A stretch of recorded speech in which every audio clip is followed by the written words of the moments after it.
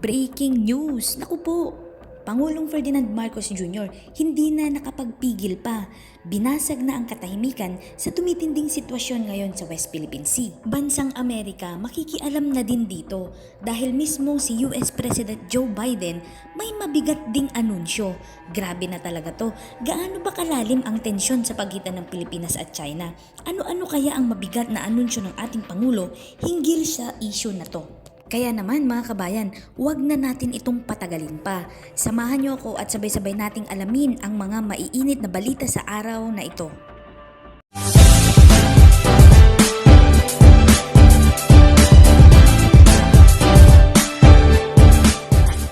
Ferdinand R. Marcos Jr.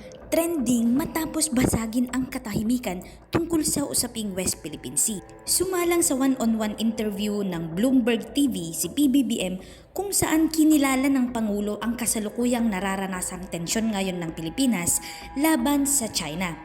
Sa panayam ng Bloomberg, muling iginiit ni Marcos na hindi gagamitin ang base militar ng Pilipinas sa paglunsad ng mga pag-atake laban sa China. Mahigpit niyang sinabi na ang mga ganitong aksyon ay wala sa intensyon ng bansa, lalo na sa labas ng state of war. Tungkol naman sa suporta ng Amerika sa South China Sea conflict, kinilala ni Marcos ang tulong ngunit iginiit niya na hindi kikilos ang Pilipinas batay lamang sa direktiba ng USA. Sa kabila ng pagkakaroon ng Mutual Defense Treaty sa US, sinabi ni Marcos na tatawagin lamang niya ito kung mahaharap ang Pilipinas sa isang malaking banta sa pag-iral nito. Binigyang diin din ni Marcos ang kahalagahan ng pananatili ng kapayapaan at pag-iwas sa tumitinding tensyon nang hindi naman kinakailangan. Naniniwala siya na ang paggamit ng kasunduan sa pagtatanggol ay magsisilbi lamang ng pagmamataas ng mga tensyon at wala ito sa pambansang interes sa ngayon. Kaninang umaga lamang mga kababayan ay muli na namang nagpasabog ng water cannon ang isang barko ng Chinese Coast Guard sa Filipino supply vessel na Yunaisa May 4 bandang alas 8:28 ng umaga dito sa Pilipinas. Ang Filipino supply vessel ay sadyang tinamaan habang ang isinasagawang resupply mission sa BRP Sierra Madre. Matatandaan namang hinimok ni Xi Jinping ang kanyang militar sa China noong March 8, 2024 na maghanda para sa anumang military conflict sa dagat. Ayon kay Xi Jinping, ang paghahanda ng ito ay para sa proteksyon ng kanilang maritime rights at interes pati na ang pagpapaunlad ng kanilang maritime economy. The threat has grown. And since the threat has grown, we must do more to defend our territory. And so maybe perhaps that's what we people are seeing is that a more robust defense of our territorial rights as recognized by the international community through international law, through the UNCLOS. We hew very close to that. We do not leave we have not instigated any kind of conflict. We have not instigated any kind of confrontation. We are just trying to feed our people. We are just hoping to let our fishermen fish and to go about our business within our EEZ and within our baselines. And so I would say that it is whatever increase in activity there is, no matter how you define it. The U.S. has weighed in. It constantly points to Article 5 of the Mutual Defense Agreement, which was signed in 1951. It now says that it now extends to all armed conflicts, armed attacks in any area of the South China Sea. In practice, what exactly does that mean? That's an incursion, for example, to occupy, which has already happened, but we're still trying to keep it peaceful.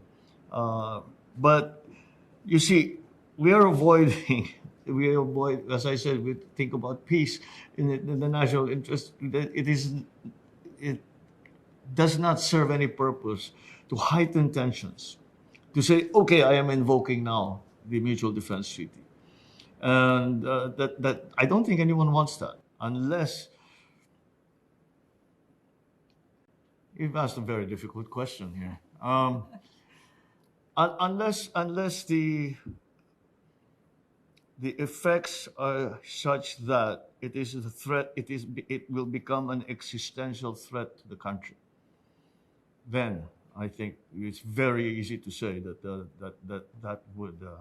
that would trigger the mutual defense treaty, the agreement between the United States and the Philippines. How confident are you about U.S. support? How far do you think the U.S. would go to support the Philippines in the South China Well, Sea? thus far, we can say that the United States has been certainly very supportive in every way, and it has the United States has really shown that it takes very seriously these agreements that we have, and so but it is dangerous for one to think in terms of when something goes wrong, we'll run to Big Brother.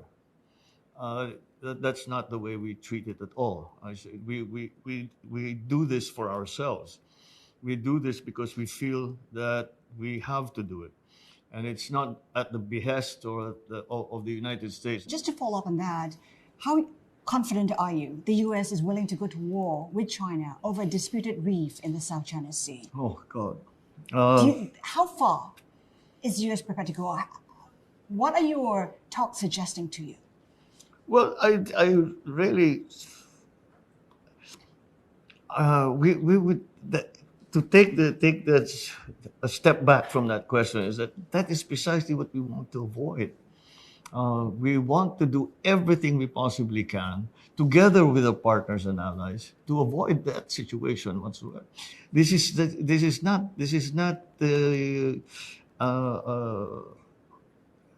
poking the bear, as it were. We are trying quite to do quite the opposite.